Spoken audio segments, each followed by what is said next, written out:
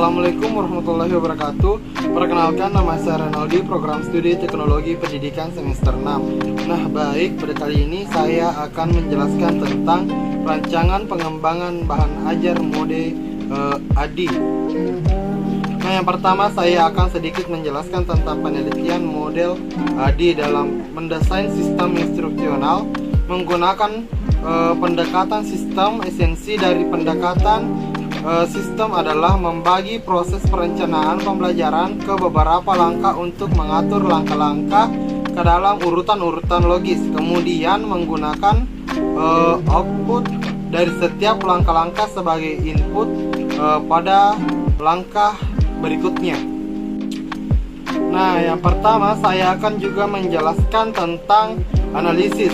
Dalam tahap ini, kegiatan utama adalah menganalisis perlunya pengembangan bahan ajar dalam tujuan pembelajaran. Beberapa analisis yang dilakukan adalah sebagai berikut. Yang pertama ada analisis kinerja. Dalam tahapan ini mulai dimunculkan masalah dasar yang dihadapi dalam pembelajaran. Nah yang kedua ada analisis siswa. Analisis siswa merupakan telaah karakteristik siswa berdasarkan pengetahuan, keterampilan, dan pengembangannya.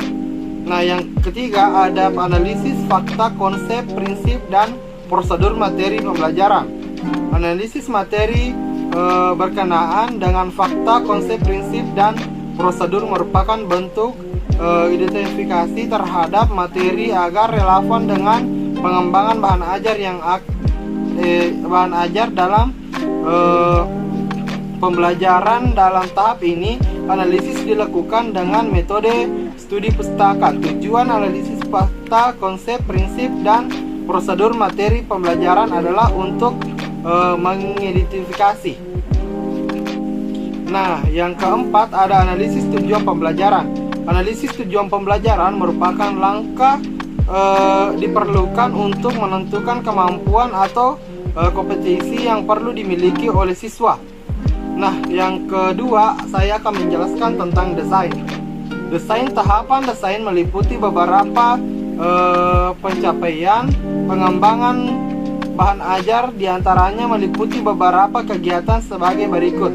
Yang pertama, penyusunan bahan ajar dalam pelajaran kontekstual dengan mengkaji kompetisi inti dan kompetisi dasar untuk konsep, prinsip, dan prosedur alokasi waktu pembelajaran, indikator, dan instrumen penilaian siswa. Nah yang kedua, merancang skenario pembelajaran atau kegiatan belajar mengajar dengan pendekatan pelajar.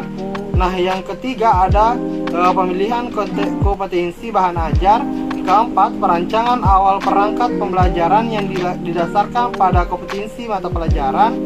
Nah yang kelima, merancang materi pembelajaran dan alat evaluasi belajar dengan pendekatan pembelajaran. Nah, yang ketiga saya akan menjelaskan tentang pengembangan. Dalam melakukan langkah pengembangan bahan ajar ada dua tujuan penting yang harus dicapai. Yang pertama antara lain memproduksi atau merevisi bahan ajar yang akan digunakan untuk mencapai tujuan pembelajaran yang telah dirumuskan. Nah yang kedua, memilih bahan ajar yang terbaik yang akan digunakan untuk mencapai tujuan pembelajaran. Beberapa poin yang perlu didapatkan dalam tahapan ini diantara lainnya, yang pertama bentuk bahan ajar yang perlu dibuat dalam mencapai tujuan pembelajaran. Yang kedua, bentuk bahan ajar yang akan perlu dibuat dan dimodifikasi sehingga dapat memenuhi tujuan pembelajaran. Nah yang keempat saya akan menjelaskan tentang implementasi. Pada tahapan implementasi dalam penelitian ini merupakan tahapan untuk menginterpretasikan rancangan bahan ajar yang telah dikembangkan pada situasi yang nyata di kelas. Nah, selama implementasi rancangan bahan ajar yang telah dikembangkan diterapkan pada kondisi yang sebenarnya, materi bahan ajar yang telah dikembangkan disampaikan sesuai dengan pembelajaran. Setelah diterapkan bentuk kegiatan pembelajaran, kemudian dilakukan evaluasi awal untuk memberikan umpan balik pada pencapaian pengembangan bahan ajar. Berikutnya tujuan utama dalam langkah implementasi antara lainnya. Yang pertama, membimbing siswa untuk mencapai tujuan pembelajaran. Yang kedua, menjamin terjadinya pemecahan masalah untuk mengatasi persoalan yang sebelumnya dihadapi oleh siswa dalam proses pembelajarannya. Yang ketiga, memastikan bahwa pada akhir pembelajaran kemampuan siswa meningkat. Nah, yang terakhir saya akan menjelaskan tentang evaluasi. Evaluasi merupakan langkah terakhir dari model desain sistem pembelajaran ADI untuk memberikan nilai terhadap pengembangan bahan ajar. Yang terakhir saya akan menjelaskan tentang evaluasi merupakan langkah terakhir dari model desain sistem pembelajaran ADI untuk memberikan nilai terhadap pengembangan bahan ajar di dalam pembelajaran. Evaluasi dilakukan dalam dua bentuk, yaitu evaluasi formatif dan evaluasi sumatif. Evaluasi formatif dilaksanakan pada setiap akhir tatap muka atau mingguan, sedangkan evaluasi sumatif dilakukan setelah kegiatan terakhir secara keseluruhan atau semester. Evaluasi sumatif mengukur kompetensi akhir atau tujuan pembelajaran yang ingin dicapai. Hasil evaluasi digunakan untuk memberikan umpan balik terhadap pengembangan bahan ajar. Nah, baik, sekian dari saya. Assalamualaikum warahmatullahi wabarakatuh.